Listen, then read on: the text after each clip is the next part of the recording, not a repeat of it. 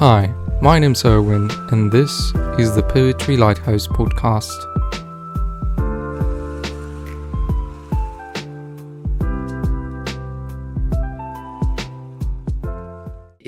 Which is why I think having all of these different attitudes towards the study of poetry can be very interesting. And a lot of people, I've asked myself the same question before, which is, why do we even bother, trying to decipher a poem through the lens of, let's say, nature, for example, and the environment, when the poet didn't even intend the poem to be about that. And maybe the poet was trying to not to convey anything about ecopoetry or saving the world or how humans impact nature. But the thing is, and now that I started to consider this new avenue of seeing academic poetry as through different lenses, I think it goes beyond what the author is trying to convey, because even if the author is not really trying to convey anything of the environment, at the end of the day, for me, a poem is about the way you interpret it. It's never about the poet, but about the reader. So if the reader thinks is one way, then it's valid, and it could be seen that way. It doesn't have to be necessarily attached to the poet's initial intent. And so I think that's what's interesting about not considering that this is not really a poem about environment, but thinking about why not? It could also be. Yeah. And we could think of it that way. If you want to think of it that way, you can enhance a sort of train of thought that things in the past also were in a way connected with these issues. And I think it's important. It's more about what we have as a takeaway from the poem, rather than what the poem really was about, I think. Right. There's that though. There was that to begin with, but it continues to acquire a multiplicity of lives beyond its initial or first iteration. And that's why I like it. It might sound cheesy, but I like to think about poetry as a kind of technology too, because poetry is probably one of the first forms of virality, right? People are always talking about, oh, the viral TikTok or whatever, but think about it. Before that kind of idea of technology existed, there was oral literature. Poetry was transmitted far and wide, and we have things today because of that, because of poetry. So, of course, it's going to pick up new significance along the way, but it reaches us, and that it reaches us at all is just, the magic of it all, right? I really like that analogy. I never Yeah. thought of it that way, but it's very true. We I can hope it just doesn't sound too cheesy. No, I think it's perfect. I think that way as well. It really helps us. It's never going to be the same. The poem is going to be read very differently from, but the thing is, it's still alive. The poem, it's still, we still read these works, whether it Right, is from one perspective or the other, but we are right, able to understand. And it's like layers. There's the right. first layer, which was at that period of time, the way they thought it was the poem about. Then there's the next layer, and now we can study two layers, and then there's another layer, and it kind of goes growing up, and a poem can end up being Yeah, multi-layered. yeah. And And yeah, how we can enter a conversation about poetry that has been going on for a very long time is also wonderful. yeah, yeah, I really love that. I also had a question of what you think about, because you know that eco poems can, as we said, sometimes be pessimistic, but they can also be a bit like a preaching, a way Mhm, to preach. I've read a few poems that try to kind of tell off humans, or mhm, kind of chastise the way mhm, we live. mhm. Um, Right. so sometimes I think this might not be the best way That's to right. approach it, because it kind of pulls you away from Yeah. the poem and Yeah. from the issue, um, Yeah. rather That's right. than wanting to take part of it. But some Yeah. people really like it, and like those type of poems as well. Yeah. So what do you think about it? Well, I personally try not to be so didactic because as you said, it can feel like a chastising. It can feel like, oh, I know better than you and you should do this. But I don't feel like I'm in any position to do that to anybody, to give advice like that to anybody. I would rather just try to write how the experience is and what I think its influence on my particular thinking process at any given moment. I say like poetry is probably the language I prefer to use to process what the world shows me. And there are other ways of processing information from the world. And there are sermons, and that's didactic too. There are stronger calls to action, propaganda. But then there are people who write that, but I'm not that type of poet. So I'm not the type of poet who believes necessarily either that, oh, the form is for form's sake, or poetry is its own excuse for being. I think that we are all rooted in a particular time and place, and we speak from that specific position. So because of who I am and what my particular history is, as among other things, I am a woman, I am a brown woman, I am an immigrant, I am from a particular region in the world, I speak certain languages and so forth. All of that informs my position when I come to the page, when I write, when I interact with people. And there's just no getting around that. We all carry that with us, whatever that specific position is. And there's many, intersections of identity, of culture, of language, and circumstance. And so it's a beautiful kind of like, well to draw from for poetry as well as for any other thing that we might choose to make. And poets, I feel like poets don't necessarily have the monopoly of this kind of thing. I think anyone who is in the business of wanting to create, do creative things, will naturally fall into this conversation. So art, music, you look at a beautiful picture or a painting, or you see you're moved by somebody dancing, and you hear music, and it hits you in that place where you are most human. That's poetry too. That was very, very beautiful. I really loved everything you said. Yeah. It's so true. It's so it's so great to see how art it's so impactful, and it's always been there in every single era or period of time in history. And there is a reason, because that's like a footprint of humanity. It's so beautiful as an expression. And I think that's why humanities, in a way, it's beautiful to carry on. A lot of people may see it as pointless, but it's essential. It's so essential. And it's really beautiful, everything you said Right, about right, the right. But arts. the idea of pointlessness is also something that, I don't know, that needs to change also. Yeah.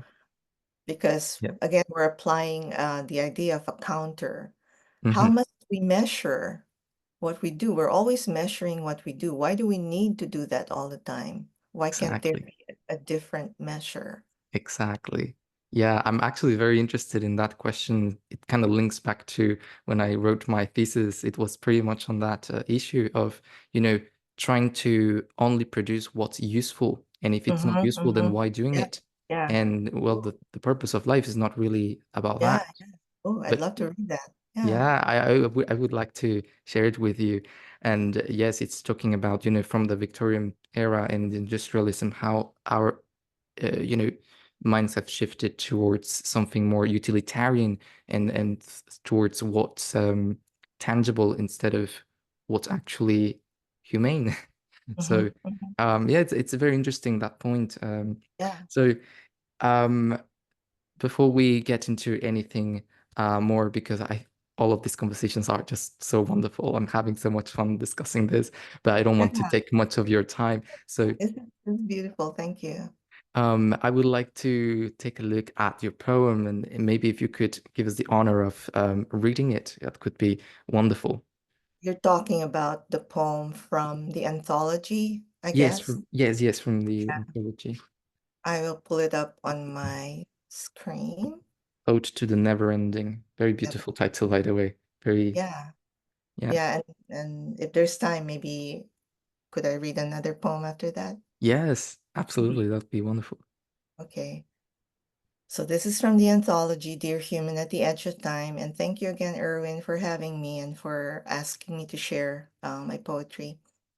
Ode to the Never Ending. The universe says you'll get smacked with a lesson as many times as it takes for you to learn it. If that's so, what lesson could possibly be in this tiny, annoying hair that keeps growing back in the same spot on the right side of your chin? You stand on tiptoe to get a better angle at the mirror. Tweezers in hand, you pull it out, marveling at how a small irritation commands total absorption. A week later, it's back, nagging feeling, indeterminate itch. In Virginia Beach, 4 dead humpback whales have washed up on the shore since the beginning of the year. You could say they are also a kind of lesson that hasn't been learned. Necropsies show injuries consistent with vessel strikes in waters thick with ship traffic.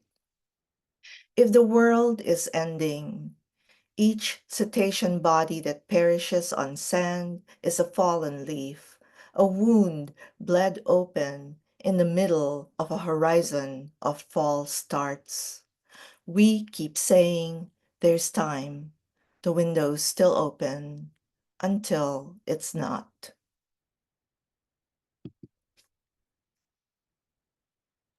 Thank you very much for the wonderful reading. That was very beautiful. And there's lots of things I really like about this poem. First of all, I would like to acknowledge the beautiful and striking imagery that you bring with the whole, the humpback whales and also this sort of diversity that we are kind of losing. And I think, in a way, it's very different to say we have to save the planet, and a lot of people might think, okay, then what do we do? And how is it that serious? I've never seen something so serious. We look outside and nothing really happens.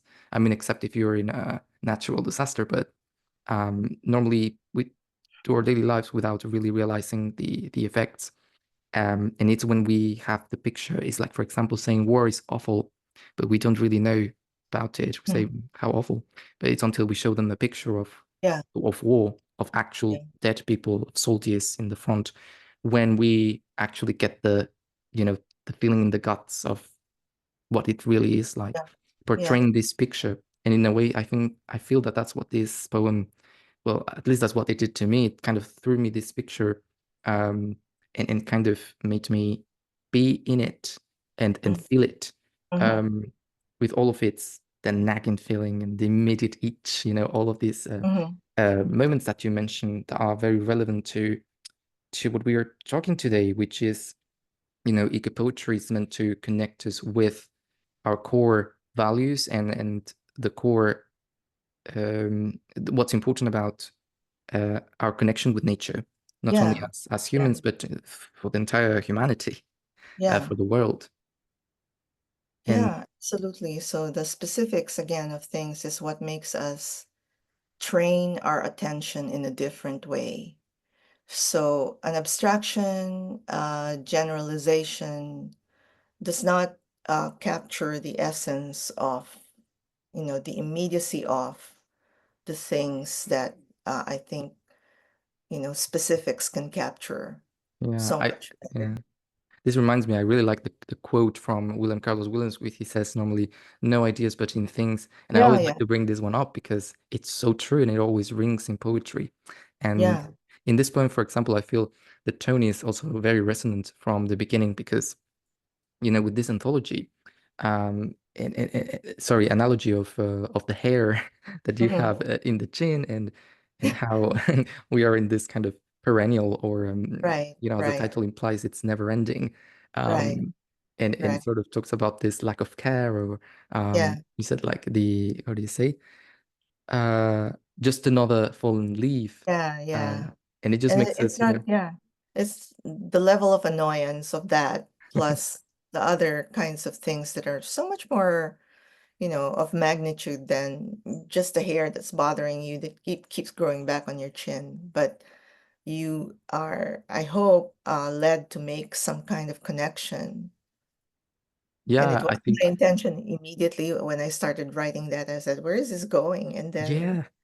it just made sense. Yeah, that's what I thought when you begin reading it. You don't realize until the end that that's what the poem is about. And I think that's a very, in a way, very smart to as an entry point for the poem, because it really catches you in this point of, oh, we all been, we've all had these little hairs that we Mm-hmm, always want to get mm-hmm, rid of, mm-hmm. and it's kind of, we can see ourselves through Yeah, through yeah, this, and it's through yeah, this mutual connection that we start to get yeah, closer and closer and more right, intimate into right, the other images. And I think that's a great kind of shift, turn of events right, in the right. poem.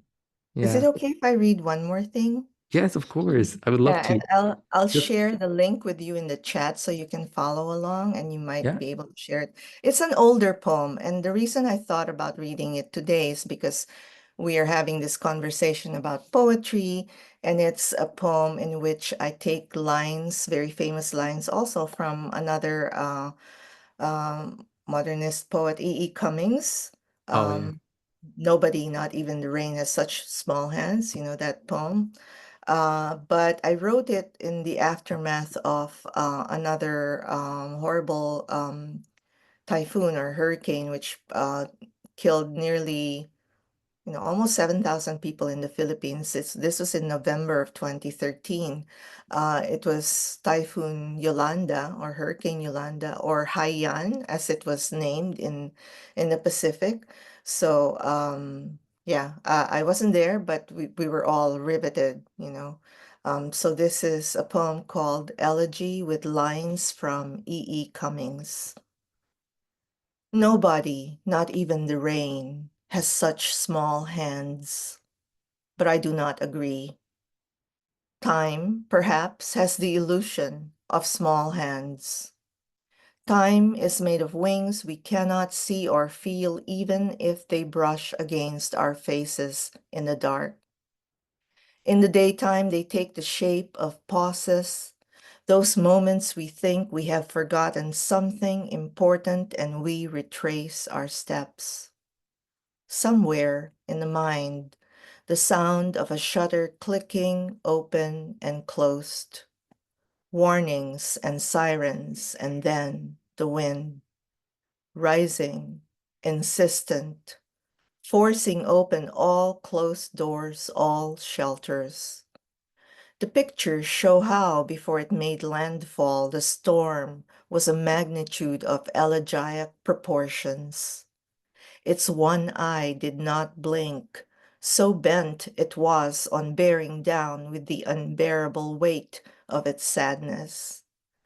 No, this rain did not have small hands, but the child did, the one whose frail body spun like a compass needle wrenched free of its battered case. Let me go and you live, she said to her mother before the current took her. None of this is metaphor. 10,000 lives did not shut very beautifully, suddenly, or close like roses. Well, thank you very much for sharing that poem. I think it's also very powerful.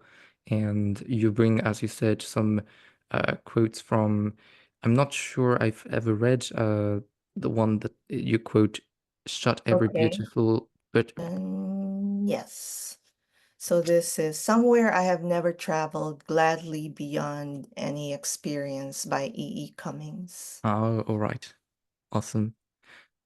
Yeah, there's a lot to unpack here, especially, since you introduced me with the context and the background of this poem and where it's coming from.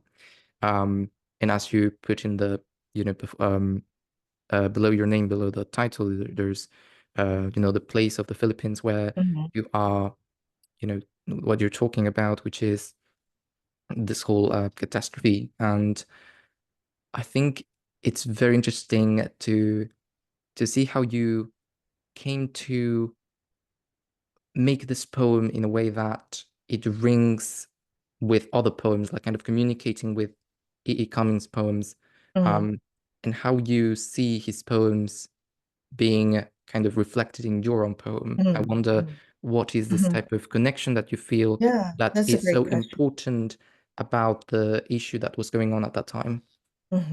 So, yeah, again, I think my interest, and it just, again, these lines occurred to me because they are lines about rain, and they're also very famous. They're quoted often. It's offered mostly as a love poem.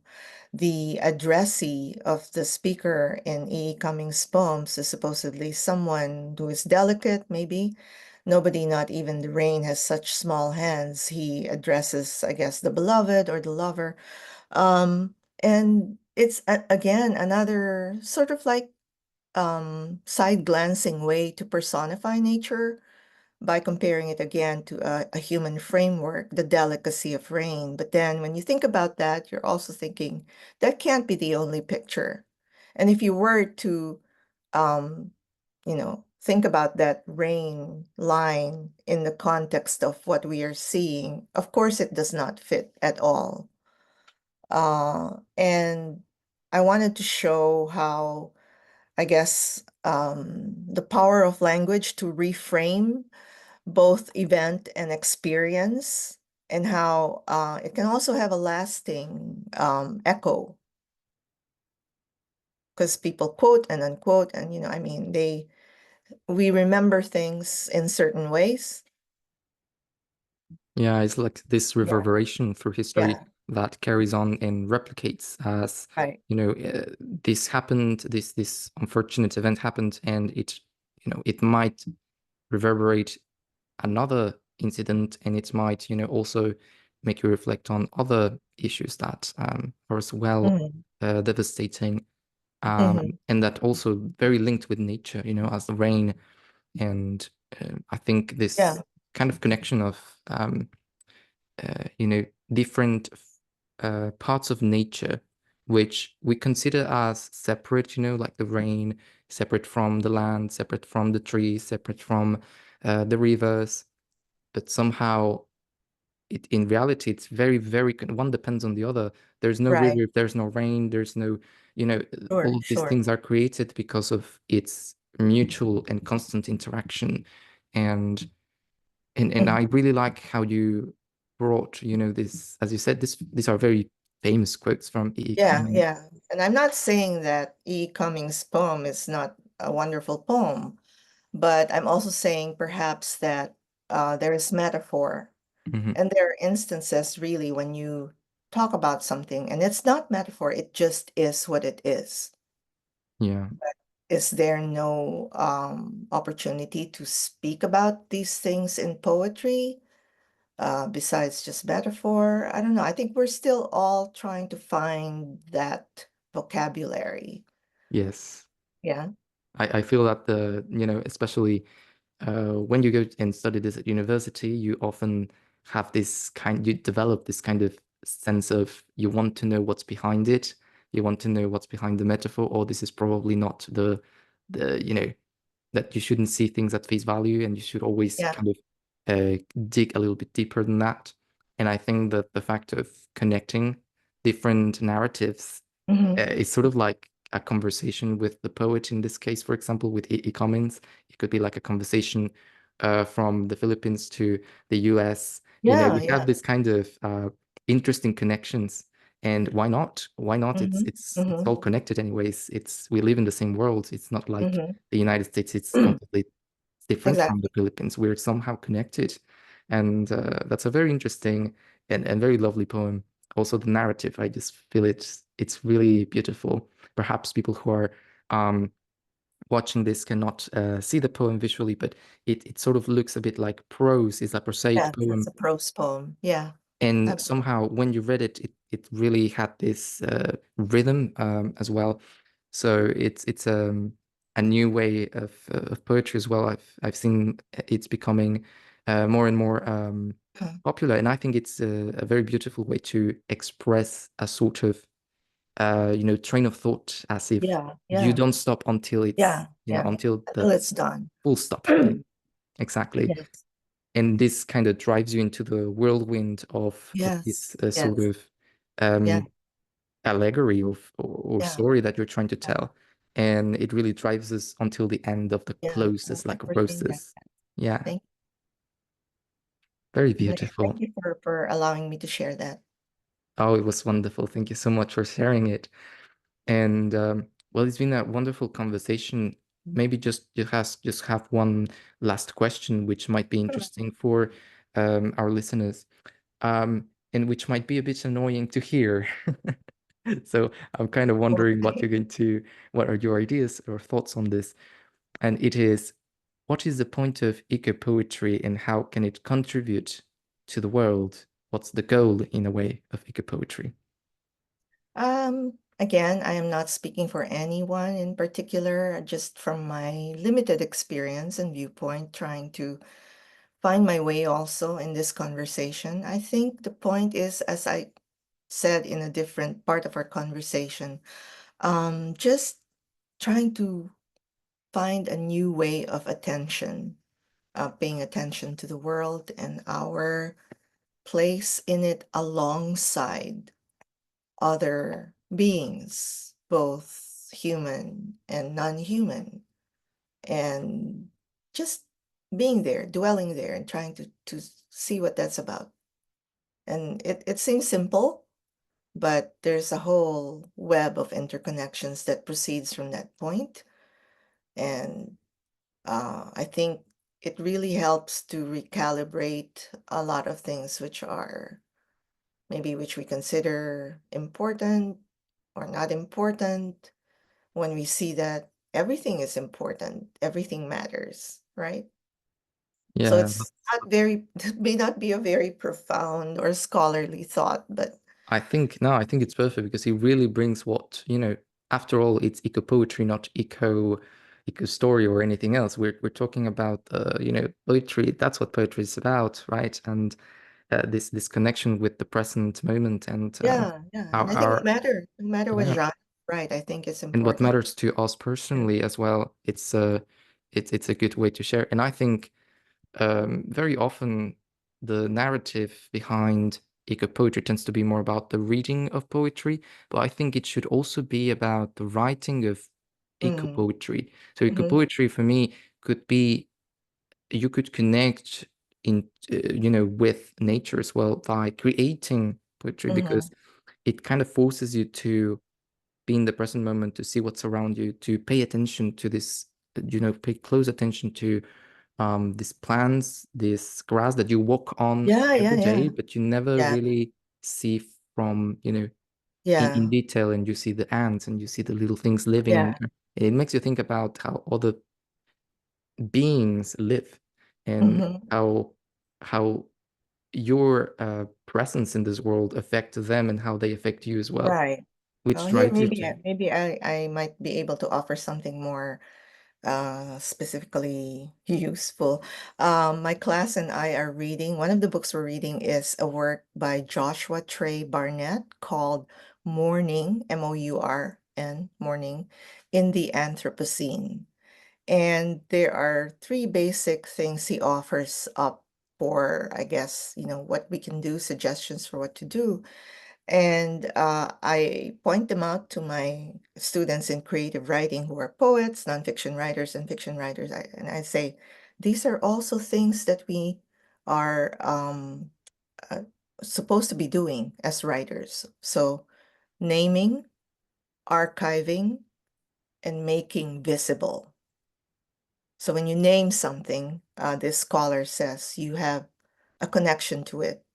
And because you are able to name it, you are able to mourn it because you can foresee, maybe into its future that it may no longer be there at some point. And then archiving, you make sure that you remember. And then making visible is writing about and pointing out what Yeah. is in front of you and what surrounds you. Yeah, I think those 3 points are very, is almost as if it were a cycle of Mhm, how poetry can recycle itself in a way in order to create new poetry and to keep caring about the world and nature. Because in the mhm, same way that we write about people and, the mhm, people we love, and we try to, make them eternal through poetry, we can mhm, also have this sort of images and sort of mourn, as you said, to mhm.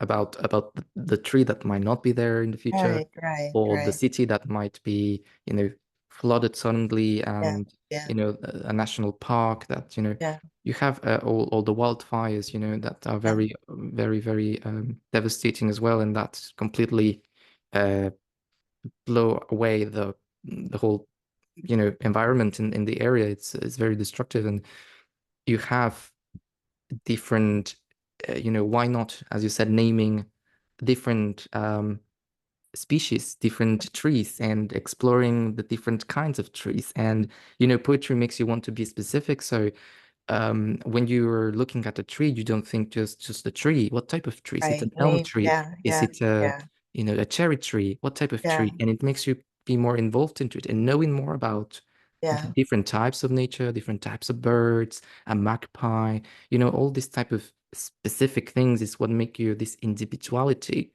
helps us have a broader concept of nature and makes yeah, us in a way, I feel maybe fall in love with it, because yeah.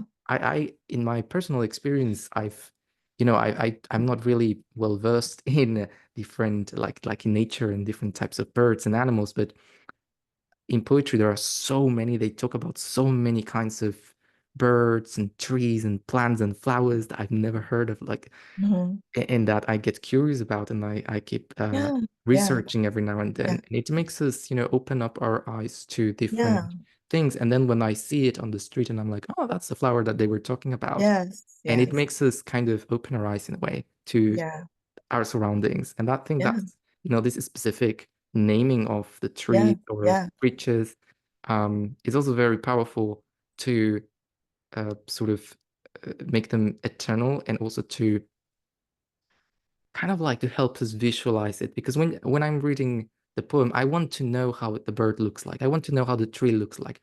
I don't want to just read a poem and when they mention a cherry tree, just imagine a normal tree. I want to see how different this tree is, you know?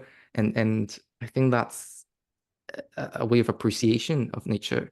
And that's why I think ecopoetry can be so yeah. And beautiful. everything has a story. Yeah. The naming, the etymology, the regional significance. Yeah, amazing. Yeah. So I live here in the south, and there is this tree with a berry they call the service berry. And it's a fruit that you can actually eat, and people can actually make pies and things from it. And I found out not too long ago, like maybe in the spring this year, that the name serviceberry came from this whole practice in especially in the smaller towns and villages where they don't have the ability to bring in somebody to say a service for their dead before they bury them. But also in the winter, the ground is very hard. But in the spring, when the service berry starts to bloom and put forth fruit, they know the ground is soft enough so that they can bury their dead and they can say a service for them underneath the trees. So knowing that, now I'm like, oh, that's beautiful. Yeah, it has like its specific story. It's Yeah. its background, and it's so beautiful because it really connects with emotionally with what we think of about the world.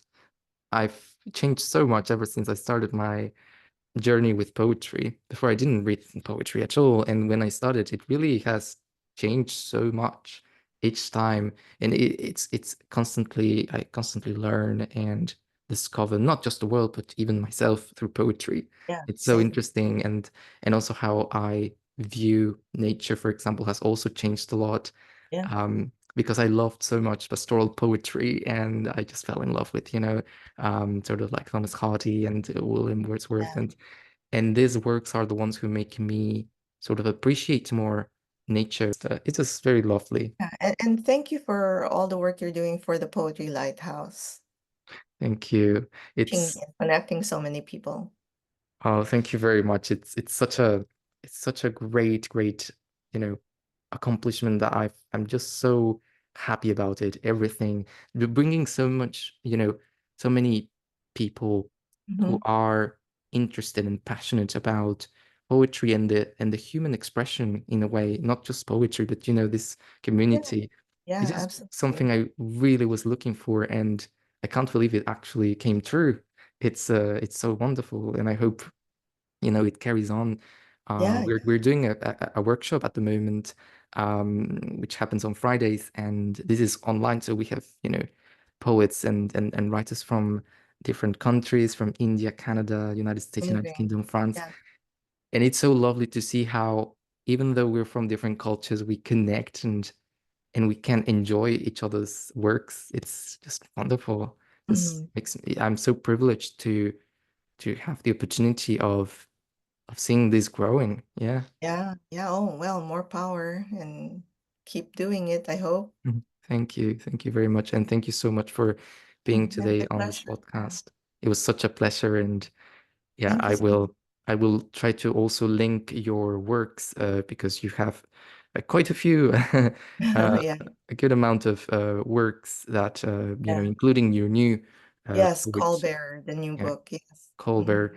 Very wonderful. I can't wait to read it. I'm Thank you. looking Thank forward you for your for support. getting my Yes. copy. Thank you so much, Erwin. Have a wonderful day. You too. Thank you. Look forward to it. Thank you. Bye-bye. Bye. Thank you for listening to the Poetry Lighthouse. If you liked this episode, don't forget to share and subscribe to our podcast. You can also visit our website, thepoetrylighthouse.com, where you can read and submit your works of poetry and short stories. You can also follow us on YouTube, Facebook, and Instagram to keep updated. This is the end of the episode. Thanks again, and see you next time.